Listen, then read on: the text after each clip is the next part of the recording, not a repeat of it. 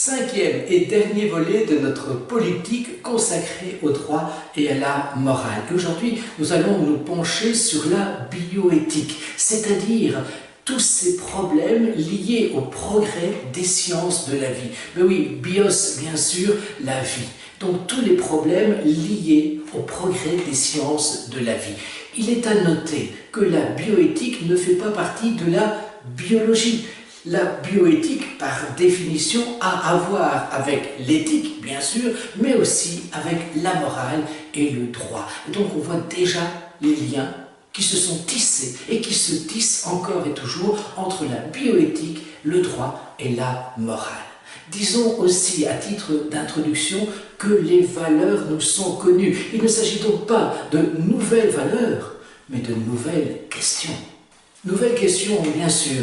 Permettez-moi, et sans aucune prétention de ma part, mais permettez-moi de vous citer cette anecdote. Dans mon cursus universitaire, c'est vrai que j'ai eu la chance de suivre ce baccalauréat, comme on l'appelait à cette époque-là, dans les années 70, le baccalauréat en sciences familiales et sexologie de l'Université catholique de Louvain. Eh bien, figurez-vous qu'à cette époque-là, on ne parlait pas, bien sûr, de l'insémination artificielle avec conjoint, de l'insémination artificielle avec conjoint post-mortem, c'est-à-dire après la mort du conjoint, de l'insémination artificielle avec donneur, de la fuvette, la fécondation in vitro, la transplantation d'embryons, les mères porteuses ou encore le clonage. Non, on nous parlait essentiellement de contraception et d'avortement. Vous voyez que les choses ont bien changé et donc la bioéthique a bien changé également.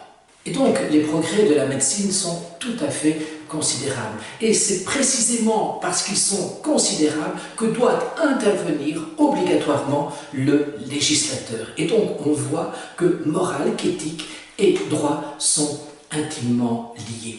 Et tout cela, pourquoi? Parce que ça ne peut pas revenir uniquement à la conscience individuelle. Il faut que le législateur tranche à un moment donné. Cela veut dire, en d'autres termes, que le problème bioéthique est aussi un problème biopolitique. Évoquons maintenant le fameux conflit des valeurs. Prenons comme exemple l'avortement. Non à l'avortement, disent certains, oui à l'avortement, disent d'autres. Non à l'avortement, en fonction de la valeur de la vie, du respect même de la vie.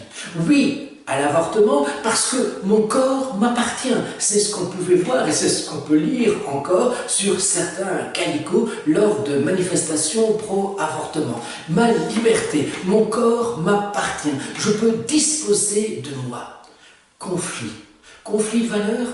Non. Parce qu'il est bien évident que les uns et les autres respectent la vie, respectent la liberté et ont pour valeur la vie et la liberté de part et d'autre. Le problème, ce n'est donc pas un problème de valeur, c'est un problème de hiérarchie des valeurs, où l'un glorifie, exalte la vie, d'autres, au contraire, glorifient la liberté et la liberté des femmes en l'occurrence.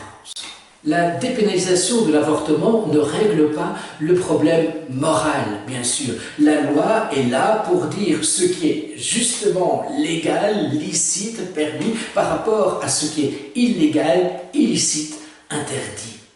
En fait, tout problème bioéthique relève de réalités métaphysiques. On poursuit notre exemple de l'avortement. La question est la suivante. Quel est le statut de l'embryon humain? Y a-t-il personne humaine à partir du moment où il y a rencontre spermatozoïde-ovule? Est-ce que ça s'inscrit dans un processus continu, dans un continuum que je ne puis pas interrompre? Ah bien, c'est ça. Ça, c'est le problème métaphysique. Quel est le statut de l'embryon humain?